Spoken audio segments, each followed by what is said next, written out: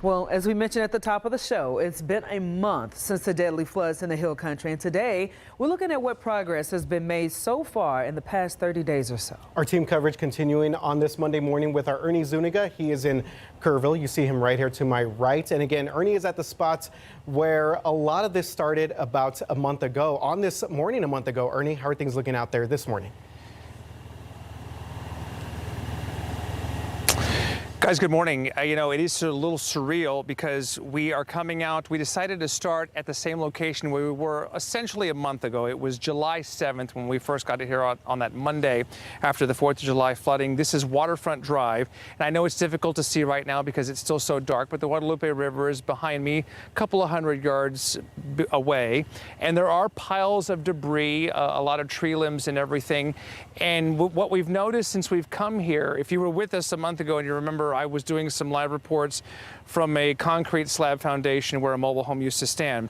Behind me, this is the first time I am seeing this, but you may remember the Romero family. Our Myra Arthur had interviewed, who I believe he's 19 years old now, Leo Romero, who lost his father, his stepmother, and his one-year-old brother, who were all swept away at what used to be their home that stood right here. And I'll get out of the way so you can see what has developed here, this beautiful memorial, which, as I'm finding out, again, we just arrived here a few minutes ago. This is part memorial, obviously a nod to the young boy who was lost here and the couple, the father and the stepmother.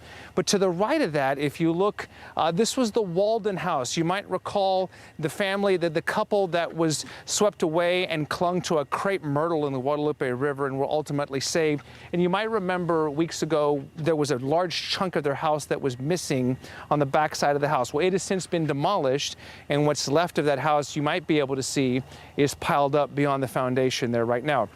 In the middle of all of that, there are cart tables set up with donations. There are neatly lined up bottles of hydrogen peroxide and hand sanitizer and Clorox wipes and bottled water and those kinds of things. There's a shelving with dozens of pairs of shoes on them right now. These are donations. Still unclear whether these are for people to come up here and pick up. But again, I'm just seeing a lot of this for the first time here in the last few minutes.